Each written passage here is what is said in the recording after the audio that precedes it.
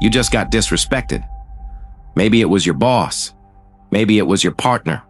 Maybe it was some random person online who got under your skin. And in that moment, you reacted. You snapped back. You sent the text. You tried to win the moment, and for 2 seconds, it felt incredible. Then came the regret. Because here's the truth nobody tells you. Every time you react without control, you lose. Not just the argument, you lose your power. And the people who know how to trigger you, they know exactly how to control you. Stay with me. Because what I'm about to show you can completely change the way people see you and the way you see yourself. You just got disrespected. Maybe it was your boss. Maybe it was your partner. Maybe it was some random person online who got under your skin. And in that moment, you reacted. You snapped back. You sent the text. You tried to win the moment, and for 2 seconds, it felt incredible. Pause. Then came the regret. Pause. Because here's the truth nobody tells you. Every time you react without control, you lose. Not just the argument, you lose your power.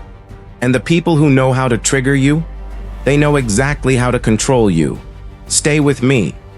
Because what I'm about to show you can completely change the way people see you and the way you see yourself. Impulsive reactions always come with a price. Sometimes the price is respect. Sometimes it's trust.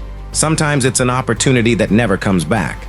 Think about the last time you saw someone completely lose control in public. What did you feel? Confidence in them or discomfort? Exactly. People associate emotional control with competence. Research from Harvard Business School found that emotionally reactive people are consistently perceived as less competent, regardless of intelligence. Not weaker, uncontrolled, and in a world obsessed with performance, the calmest person in the room almost always appears the most powerful. That's why self-control changes everything. Your career, your relationships, your reputation. Napoleon Hill said, "Self-control is the master key to success." Not talent, not luck, not hustle. Self-control. Here's what's happening inside your brain when someone provokes you. Your emotional brain reacts before your logical brain can catch up. The threat center fires instantly. Your logic arrives late. That's why people say things they regret.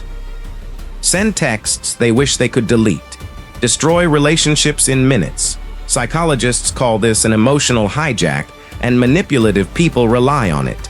They provoke you emotionally because emotional people become predictable. But here's the good news. That gap between stimulus and response, it can be trained.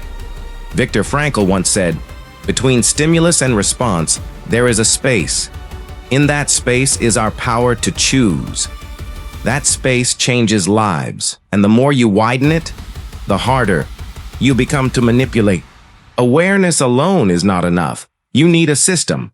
Here's the framework, the calm method. See, catch it.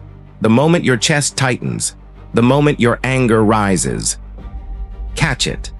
Most people react before they even realize they've been triggered. You won't. The second you notice the emotion, say it internally. "I'm being triggered right now."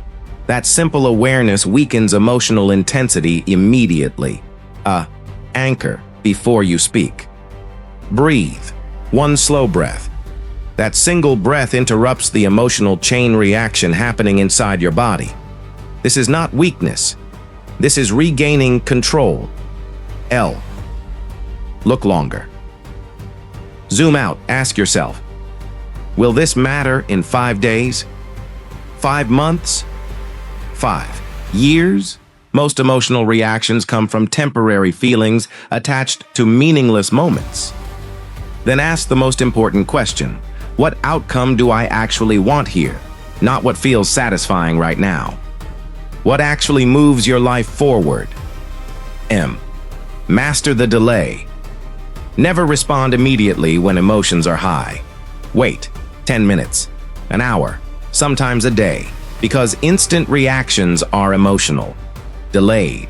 Responses are strategic, and when people realize they cannot emotionally shake you, their power over you disappears.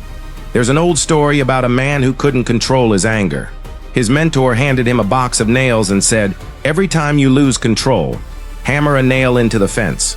The first day, 30 nails, then 20, then 10. Slowly, the number dropped. Eventually, there were no more nails. The man proudly showed his mentor, but the mentor pointed to the fence and said, "The nails are gone, but the holes remain."